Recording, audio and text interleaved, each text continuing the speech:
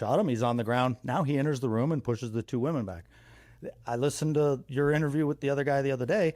He mentions in that interview, I don't know if you remember, that the point man jumped on the 2 women and the women had grenades. Did he say that on that? He said that. Listen to it. Your interview. He said, I should have recommended for the Medal of Honor. He jumped on, they didn't go off. Those women did not have grenades. They didn't have anything. There was no S-vests. There was no explosives. One of the women had been shot, wounded, something in the leg, in the calf area. I didn't deal with her much. I was taking photos of the body and doing all that. Yeah. But somehow she had been wounded. So I just, if you can explain to me where the women were, because a lot of the versions I've heard from the other people are the women were in the room and Bin Laden was hiding behind them or whatever. Yeah. Where's the threat?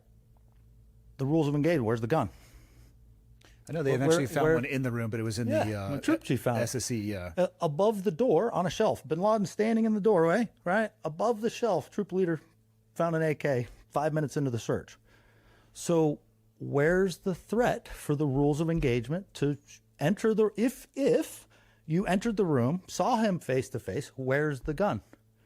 Where rules of engagement wise, right? Where's the threat to engage? He doesn't have a gun. If the point man engaged coming up the stairs and he only saw a head sticking down, looking at us, yeah, right? Khalid had just been shot down 10 feet with a gun in hand. We just stepped over his body.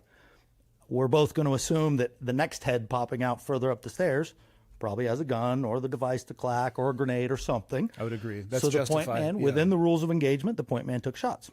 Yeah, I think you're covered under hostile act. But if you now enter the room and Bin Laden's standing there unarmed, which we know he was, where's the threat?